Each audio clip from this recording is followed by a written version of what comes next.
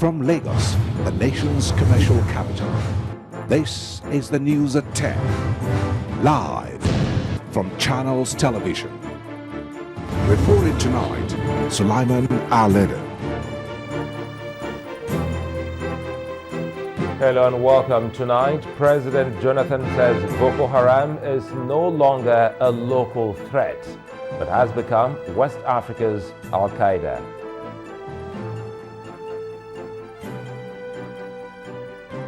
The president tells the international community at a summit in France that he is totally committed to finding the missing Chibok girls. UN Foreign Secretary William Hague says regional powers need to cooperate better and Nigeria must work with its neighbors to tackle Boko Haram. Turkey calls a halt to the Soma mine rescue operation after 2 more bodies are found, bringing the final death toll to 301. On business news tonight, the Monetary Policy Committee meets to decide key rate next week. And on sports news, Arsenal come from behind to beat Hull City in the English FA Cup final and end 9-year trophy drought.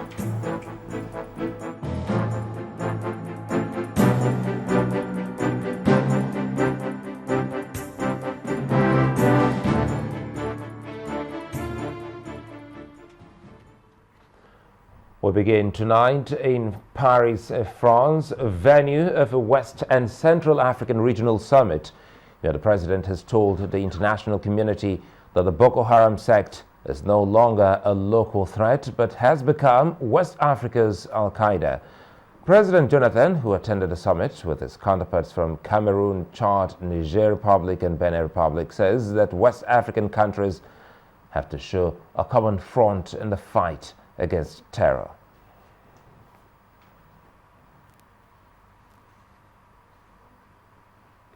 Boko Haram is no longer the local terror group with some religious sentiment that started in Nigeria in 2002 to 2009. In fact, from 2002 to 2004, from 2009 to date, it has changed and is operating clearly as an Al-Qaeda organization, can better be described as Al-Qaeda in West and Central Africa.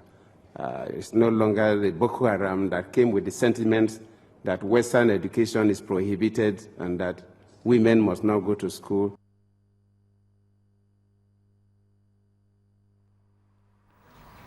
Well, in spite of this threat from the Boko Haram sect, President Jonathan says that he is totally committed to finding the 223 kidnapped girls who he had taken from a school in Chibok last month.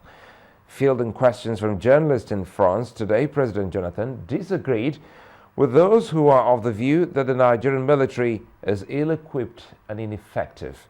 Nigeria's #1 citizen also explains the relationship between Nigeria and Cameroon in the fight against Boko Haram.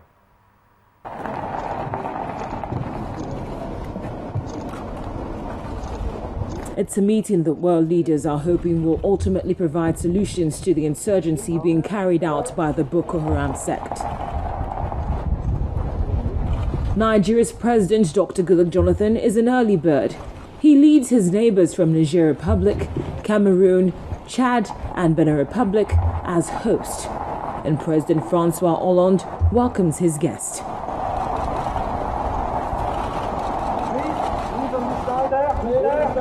After the leaders finish deliberating behind closed doors, it's time to meet with the press.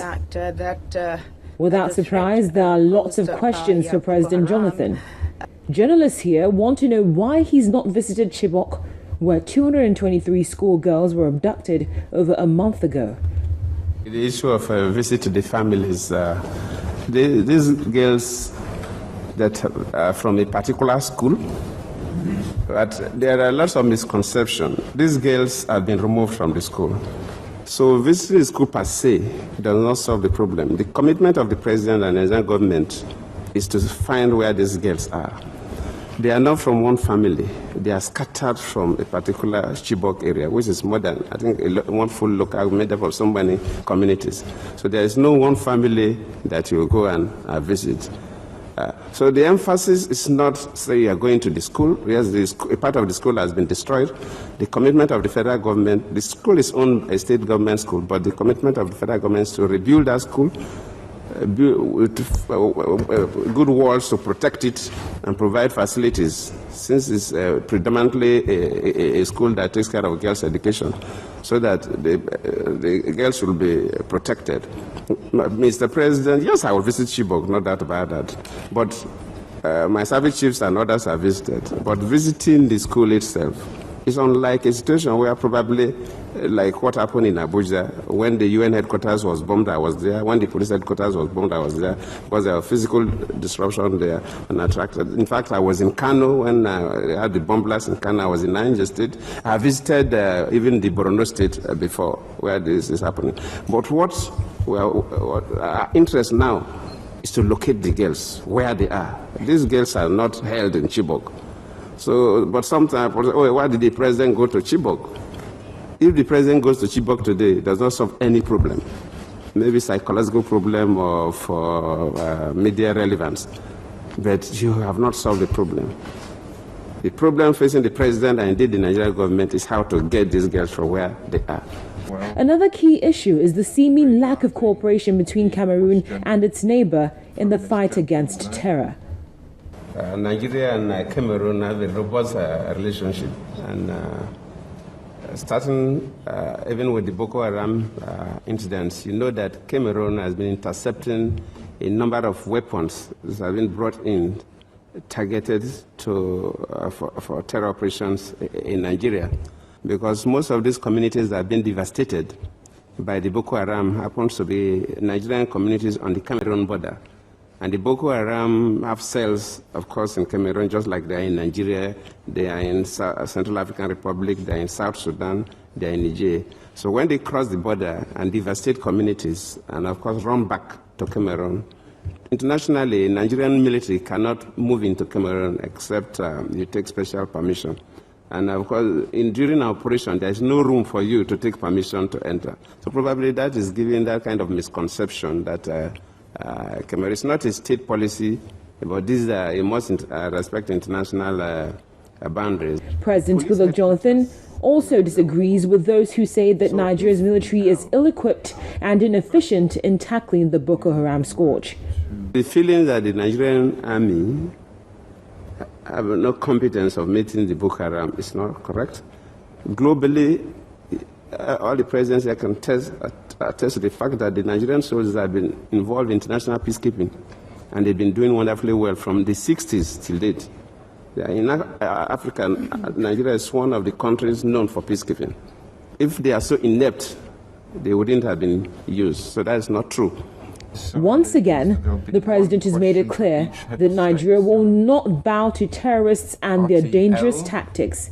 He believes the nation will rise up to the challenge and prevail. Well, before the summit began, UK Foreign Secretary William Hague said regional powers needed to cooperate better when it came to cross-border intelligence. Mr. Hague also says Nigeria must work with its neighbors to tackle Boko Haram. I think this is also a very important point, that the Nigerian security forces have not been well structured for this kind of thing. And this has been shown by the fact that the problem has been getting worse with Boko Haram.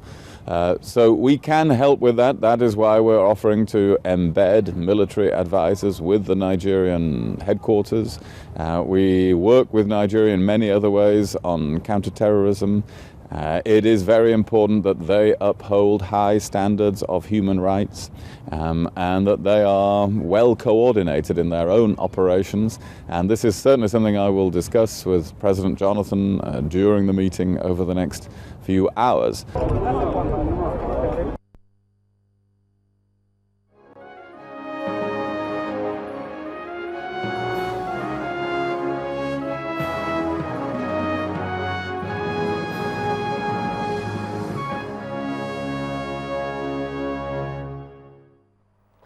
Well, the newly appointed United Nations Secretary General's special representative on the abduction of the Chibok schoolgirls, Ambassador Said Jinnit, has held consultations with the Presidential Fact-Finding Committee on the abduction.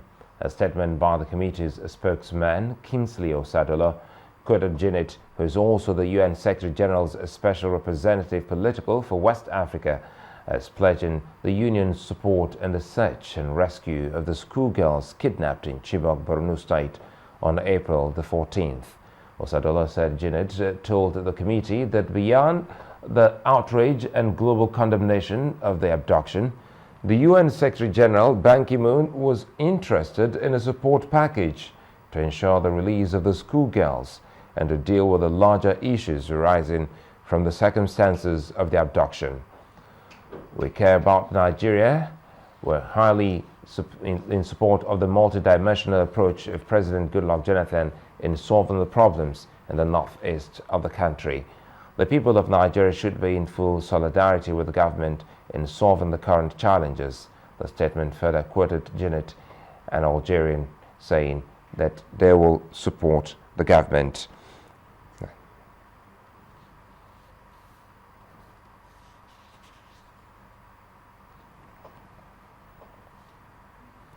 In part 2, after the break, soldiers say that they have recovered several guns and other dangerous weapons in Kachia in Kaduna State. That's in a moment. Do stay with us.